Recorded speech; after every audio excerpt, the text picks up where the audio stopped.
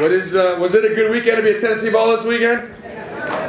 Was it a good weekend for Mike Hamilton? Come on now, yeah, it was. Now, if you all didn't text Mike after this weekend, you know you're missing the point. It's great to be back, Jeff, and it's been a tough year, and we've lost so many great friends, and I'm glad you spent some time and point that out to all of us. You know, what was that commercial? And I know what it is, but there was a commercial. Thanks, I needed that. Remember that? We needed that this weekend. You know, we all did. And it felt good to sort of get back to normal again, where our student athletes are out there competing and playing well and representing well. Gosh, have you all been through a lot? Have you all been through a lot? And I tell you what, we got a lot to be proud of.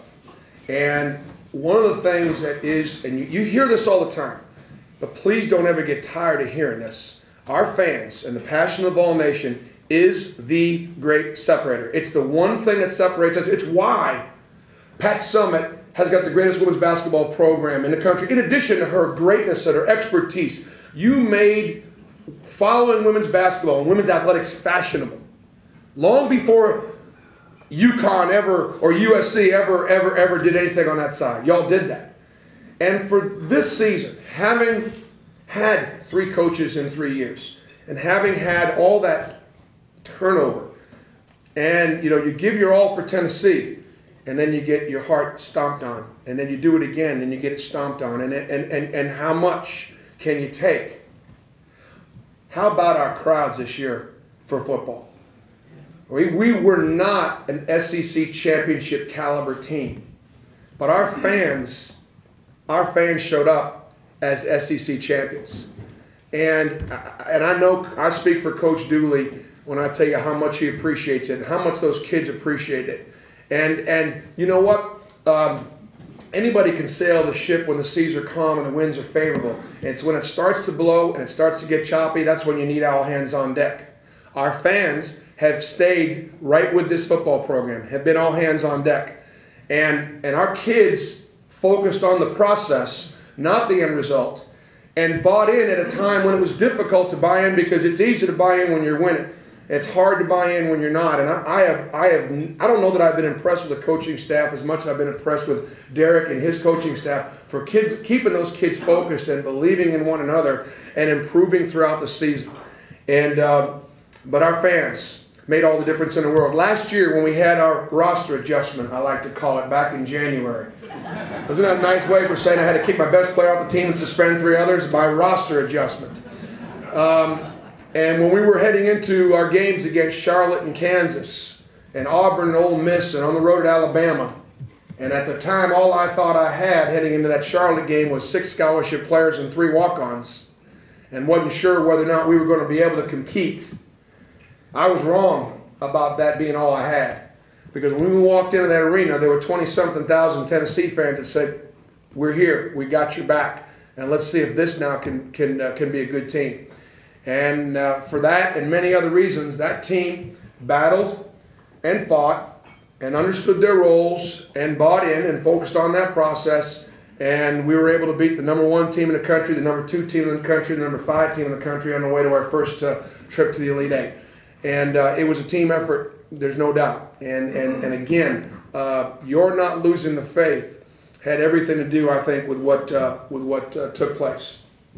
This year I got a very, very new basketball team. Not a young basketball team, but a new basketball team. I've got seniors or veterans that were playing in reserve roles that are now asked to become starters and therefore have a little bit more light shined upon them to maybe be stars. And then I've got some young guys that have come in and are playing, you know, for the first time together. And I knew we'd have to make a lot of progress early. And boy, have we made progress. And if you believe in the slippery rock theory, all right, and that slippery rock theory is if this team beats that team, as this team beats that team, there's a chance that the University of Indianapolis could play in the Final Four this year.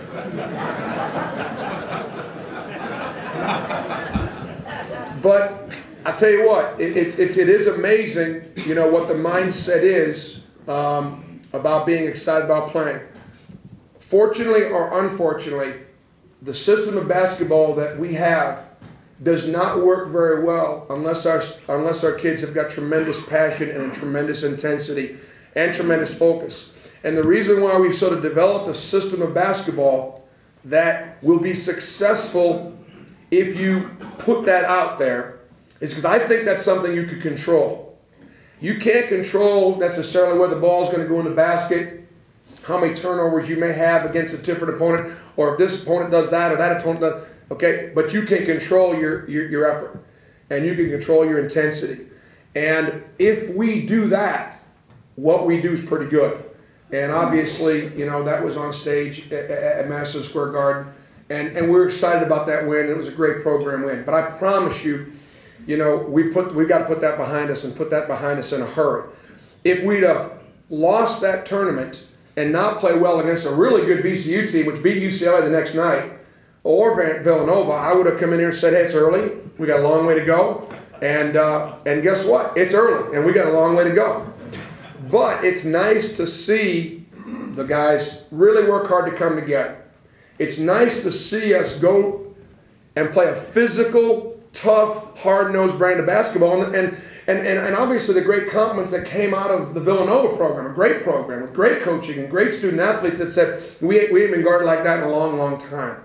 That gives this basketball team a chance to get an identity and then perhaps, you know, build on that identity. But we got a game tomorrow night against Middle Tennessee that is a very deep, very probably the second best team in the Sun Belt Conference, and a team that is capable of beating us if we don't get ourselves ready to play and excited about playing. We had a terrific practice on Sunday, and I thought I hate practice on Sunday, but we gave them Saturday off when we traveled back, and we went yesterday afternoon. And hopefully we'll be able to get this thing right. We've got finals coming up, and so the guys are really, really engaged right now as student athletes and getting themselves right and getting themselves ready. But I think this has got a chance to be a good basketball team. Right now we're number 2 in the RPI. Right now we're number 2 in the RPI, and we've not yet gone to Pittsburgh. We've not yet gone to UConn. We've not hosted Memphis and not played in our SEC schedule yet. So I think that's a good sign that the strength of schedule is strong, and that a lot of these teams in December that we're getting ready to play, we play Middle on Tuesday, then we go to Pittsburgh after finals, then we got 5 home games against teams like Oakland and USC, Memphis, College of Charleston. We're on the road to Charlotte. All those games are against good teams. And we'll figure out later on how good, you know, some will be better than others. But they're all good enough to beat us, but they're all good enough to help us get better. And that's obviously what our focus is. Our kids have stayed together. This tournament was not won for any single one of us. It wasn't one for me. It was really one for them more than anything, so they could get folks talking about our basketball, talking about Scotty Hobson's maturity, talking about Tobias Harris's work ethic and maturity and how special number 12 just might be, talking about the toughness and the physicality of a Melvin Goins that took the best that the Big East have to offer and turned them inside out in a way that we all can be extremely proud of. And so the focus is shifting, as it should, onto the players, onto Tennessee basketball during the course of the season. I've not been back to the quarterback club since a year ago. And even though many of my problems have been out there in front of everybody, I've not had the opportunity to address this group. To thank you for your support. To tell you how much I appreciate the prayers that I've received from many of you, to ask once again for your forgiveness and your patience and your tolerance. I should have handled the situation in a much, much better way, and I brought embarrassment to our university, and I'm humiliated by it, and I'm embarrassed by it. But I will not allow it to define me or our athletic program, or our basketball program. And I'm just grateful that the university, Mike Hamilton, Jimmy Cheek, and many of you here have stood behind me. And through God's grace, I'm still here, and I hope to be your basketball coach for a long, long time.